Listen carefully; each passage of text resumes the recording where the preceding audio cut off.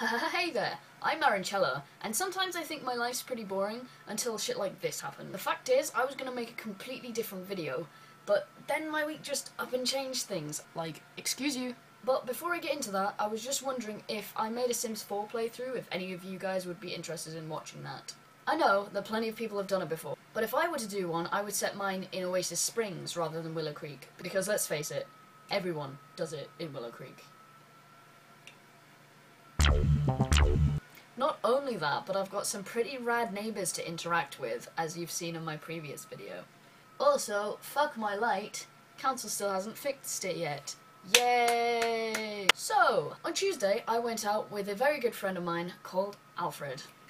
And here's the fucker right now. Say hello, Alfie. Hello, Alfie. Memes. Now, Alfie is known on this channel for being the one who sat at home with me for 3 whole days, just playing on The Sims. The same guy who wants to run away with Kim Jong-un to North Korea. Now, Alfie has many desirable traits for a friendship. He hates most of the people I hate, he's funny and supportive and encouraging, and most importantly, he kinda looks like Dan Howell. All the things that a good friend needs to offer.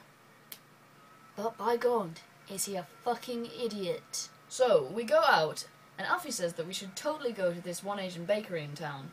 He forgets that I recently decided to go vegan, and the only thing I liked from that store were the glazed hot dog buns. So, he gets this bubble tea, which have these little jelly stars in the bottom, instead of the normal bubble balls.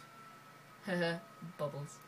What happened after we left was the actual tea was gone, but the jelly was not. So Alfie was trying to suck up these little jelly star shapes through the straw, but because they weren't the right shape, it was a fucking effort. So Alfie sucks one up really hard, and fuck my life, he starts choking. He bends over, I smack him on the back, done and dusted. Spits it out, and it's fine.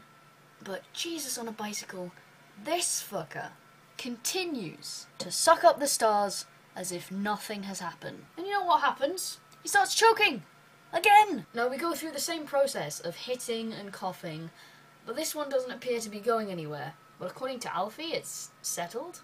Like, I have no idea how that works, but we're panicking, and he can feel this lump somewhere near his sternum. Now we're fearing for his life at this point. Like, has it gone into his lungs? Will it stay there forever and rot and give him cancer? God knows! So we call the British 111. This is a relatively new, semi-emergency number, which means you can call for professional help without disrupting the people dealing with deaths and broken limbs. Basically, the guy on the phone told Alfie to go to accident emergency, which was pretty worrying. So I tell someone at college to excuse me because I had to take this fucker to hospital. So off I went. But not before stopping for lunch at McDonald's and Dixie's Chicken.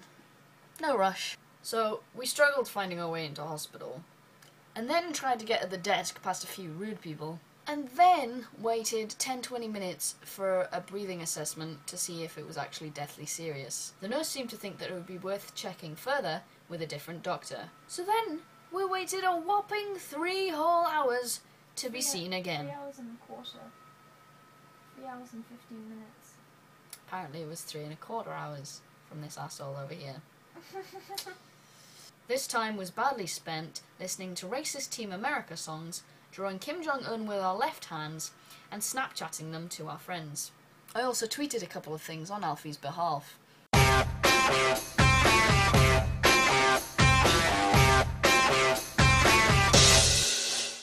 There were worse things. For one, some guy in the waiting room just vommed all over the floor, which was insanely gross. And not only that, but we were also sat next to this 8-year-old Hindu kid and his mother, who were both watching a Five Nights at Freddy's playthrough on YouTube. Like, literally, what the fuck.